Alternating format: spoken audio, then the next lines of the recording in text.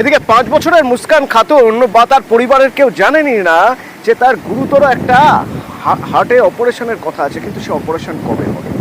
কারণ তারা দাবি করছেন এনআরএসে তারা ভর্তি তো হয়ে গেছেন, কিন্তু কবে তারিখ পাওয়া যাবে। সেই কোচবিহার থেকে এনআরএসে রেফার করা হয়েছিল 5 বছরের মুস্কান খাতুনকে, কারণ 2 বছর বয়সেই জানা গিয়েছিল তার হার্টে ফুটো রয়েছে। স্থানীয় ডাক্তার কিছুই করে উঠতে পারেনি।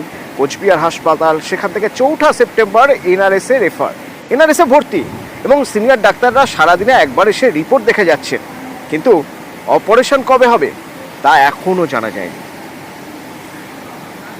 এখানে আমি মঙ্গলবার এসেছি, বুধবারে ভর্তি করাইছে, ডেট দিচ্ছে, খালি বলছে কি হবে হবে, অপারেশন করছে না ওরা। এখন বুঝতে পারছি না এখানে ডাক্তারবাবু আসছে কি আসছে না। খালি নার্স বলে কি ডাক্তারবাবু আসবে, ডেট দিবে।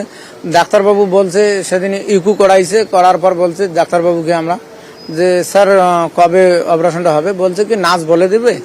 তারপর এখন থেকে আর বলে না। আরজি করে নিয়েই তো ওগুলো ঝামেলা বেশি চলছে না, ওই জন্য তো এখানে আসতেছে না। জুনিয়র ডাক্তার তো ওরা তো ওইখানেই বসে আড্ডা দিচ্ছে, বলছে আগে রিপোর্ট পাই তারপর সবকিছু হবে। এদিকে দক্ষিণ 24 পরগনা তৌহিদুল মোল্লা 8 বছর বয়স, তাকে নিয়ে তার পরিবার পড়েছে সমস্যায়। পর্যাপ্ত ডাক্তার নেই, তাই বিসিআর থেকে তাকে পাঠিয়ে দেওয়া হয়েছে এনআরএসে, এবং এনআরএসে যখন যান এনআরএসে ভর্তি তো হয়ে গিয়েছে, কিন্তু চিকিৎসা পরিষেবা নিয়ে পরিবারের মধ্যে বেশ অসন্তোষ। তাদের দাবি সারাদিনে একবার ডাক্তার দেখছেন, এবং ঠিক সময় যদি ভর্তি হতেন তাহলে এই রকম সংকট হয়তো তৈরি হতো না।